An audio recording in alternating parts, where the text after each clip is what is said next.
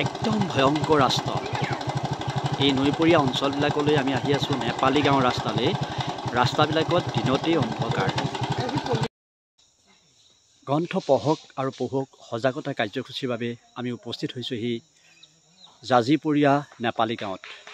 এই অঞ্চলবিলাকলৈ ৰাস্তা পদূলি বুলিবলৈ এটা দুৰ্গম অঞ্চল, যি অঞ্চলবিলাকত আমি দিনতেই আন্ধাৰ মানে দেখিছোঁ।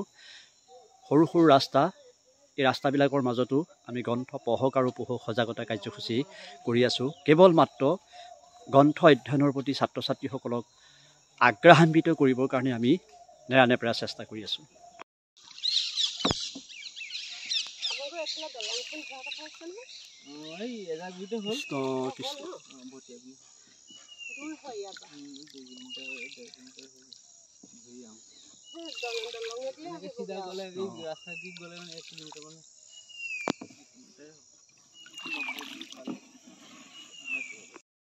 মই বৰ্তমান উপস্থিত আছোঁ ঔগুৰি নেপালী গাঁৱৰ প্ৰাথমিক বিদ্যালয়ত। মই ইয়াত কিছুমান ছাত্ৰ ছাত্ৰী দেখাম, তেখেতসকলক মই মনৰ কথা সুধিম। তেখেতসকলে কিতাপ পঢ়ে নে নপঢ়ে, তেওঁলোকৰ ভৱিষ্যত পৰিকল্পনা কি, তেখেতসকলৰ পৰা আমি জানিব বিচাৰিম। তোমালোকৰ নামকেইটা কৈ যোৱা। নমস্কাৰ, মোৰ নাম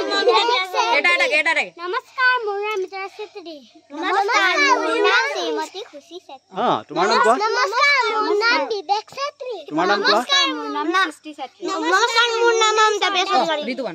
তোমাৰ নাম কোৱা। তোমাৰ নাম কোৱা ভাই। নমস্কাৰ, মোৰ নাম শ্ৰী প্ৰিন্স চেত্ৰী। নমস্কাৰ, মোৰ নাম শ্ৰী দীপ কুমাৰ দাহাল। তোমাৰ নাম কোৱা। মোৰ নাম কিষাণ চেত্ৰী। তোমালোকে কি কি কৰি ভাল পোৱা কোৱাচোন। আমি খেলি ভাল পাওঁ, পঢ়ি পাওঁ। এজনে ক কি কি কৰি ভাল পোৱা। খেলি ভাল পাওঁ, কেৰম খেলি ভাল পাওঁ আৰু পঢ়ি কি কি খেলি ভাল পোৱা। তাৰপৰা আৰু কি ভাল কৰি ভাল পোৱা। গান গাব পাৰা নাই। পাৰা। তোমালোকৰ এই গাঁওখনৰ মানে তোমালোকৰ যে আছে ইয়াত তোমালোকৰ ডাক্তৰ ইঞ্জিনিয়াৰ এনেকুৱাবিলাক আছেনে কোনোবা। আছে। ডাক্তৰ কেইজন আছে তোমালোকৰ ইয়াত। পঢ়ি আছে নেকি ডাক্তৰ। ডাক্তৰ পঢ়ি আছে। পঢ়ি আছে হয় নাই। আৰু তোমালোকৰ ইয়াত চৰকাৰী চাকৰিয়াল আছেনে। আছে। বহুত আছেনে। এই তোমালোকৰ ভাল মানুহ হ'বলৈ মন যায় নাই। যায়। কি হ'ম বুলি ভাবিছা বাৰু। আমি সবে আৰ্মি, মইতো আৰ্মি হ'ম। তুমি আৰ্মি হ'বা। তুমি আইপিএছ অফিচাৰ। তুমি কি হ'বা। হাই স্কুলৰ বাইদেউ। ঠিক আছে। তোমালোকে কি হ'বলৈ মন কৰা। টিচাৰ হয় নাই। টিচাৰ ঠিকে আছে। তুমি কি হ'বা। তোমাৰ কি হ'বলৈ মন আছে। ঠিক আছে চাবা দেই। আমি শুনা, আমি তোমালোকৰ ওচৰলৈ আহিছোঁ গ্ৰন্থ পঢ়ক আৰু পঢ়ক এটা কাৰ্যসূচী কৰিবৰ কাৰণে। গম পাইছানে। মানে শুনা, আমি তোমালোকক এই বাইদেউ আহিছে। এই বাইদেউ হ'ল ৰীতা বাইদেউ, এগৰাকী লেখিকা। তোমালোকে নামঘোষা চিনি পোৱা। মাধৱদেৱে লিখিছিলে নামঘোষা। এই নামঘোষাখন বাইদেউ ইংৰাজীলৈ অনুবাদ কৰি আছে। আৰু মই হ'লো নিজে অৰূপজ্যোতি হাজৰিকা। মই লেখা মেলা কৰাৰ লগতে জড়িত। আমি এটা কাম কৰি আছোঁ মিছন, মানে গ্ৰন্থ পঢ়ক আৰু পঢ়ক সজাগতা কাৰ্যসূচী অসমৰ চুকে কোণে কৰি আছোঁ। গম পালানে। আমি আহিছোঁ তোমালোকৰ ওচৰলৈ। কিছুমান বাহিৰা কিতাপ দি থৈ যাম। বাহিৰা কিতাপ মানে কি, ধৰি লোৱা আলোচনীও দিম, মৌচাক দিম, সঁফুৰা দিম, অন্য বিভিন্ন সাধু কিতাপ এনেকৈ আমি দি থৈ যাম। মানে তোমালোকে যেতিয়া অন্য ইণ্টাৰভিউ দিবলৈ যাবা, কিছুমান বাহিৰা কথাও জানিব লাগিব হয় নাই। সেইকাৰণে আমি কিতাপ অলপ দি থৈ যাম, তোমালোকে পঢ়িবা। আৰু আমি মাজে মাজে আহিম, তোমালোকে পঢ়িছা নে নাই সেইখিনি আকৌ জানিবলৈও আহিম দেই। এতিয়া তোমালোকৰ এই চবা ইমান এটা বাট পথবিলাকো ইমান ভাল নহয়। ৰাস্তা দেখিছা, নৈ পাৰ হ'ব লাগে, ইফাল হ'ব লাগে দেখিছা। গতিকে আমি সকলোবিলাক হেলা ৰঙে পাৰ কৰি পেলাই তোমালোকৰ উন্নতিৰ কাৰণে আমি চিন্তা কৰি পেলাই আহিছোঁ। গম পালানে। আমি তোমালোকক কিতাপ দিম, কিতাপখিনি তোমালোকে সকলোৱে ল'বা আৰু লৈ পেলাই তোমালোকে এফালৰ পৰা মানে এনেকুৱা এজনে এখনহে পাব পাৰে, খালি মিলা মিলিকে তোমালোকে পঢ়িবা দেই। হ'ব দেই। কিতাপ পঢ়িলে কি হয় গম পোৱা নে তোমালোকে। ডাঙৰ মানুহ হয়। আৰু কি হয় কিতাপ পঢ়িলে আমি আমাৰ কি কি লাভ হয় কোৱা।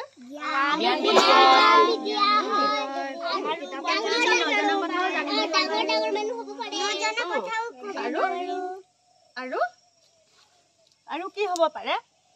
এজন বোলে স্পাইডাৰমেন হ'ব। স্পাইডাৰমেন। ৰবা তুমি কি হ'বা কৈ দিয়া। আৰু কি হয় কোৱা আকৌ বেনিফিট কি। কিতাপ পঢ়িলে আৰু কি কি লাভ হয় আমাৰ। কিতাপ পঢ়িলে নজনা কথা জানিবা।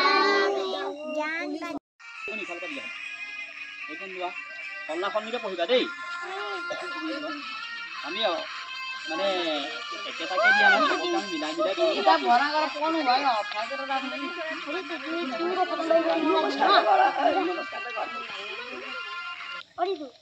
तीन खत्म भाई सच्ची बात है ये तो यस बड़ी तीन को खत्म भाई बने ना बड़ी मलाई हुआ ओके ओके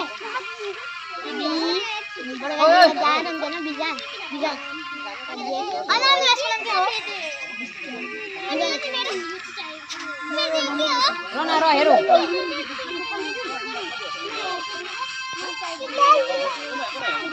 भाई ये कितना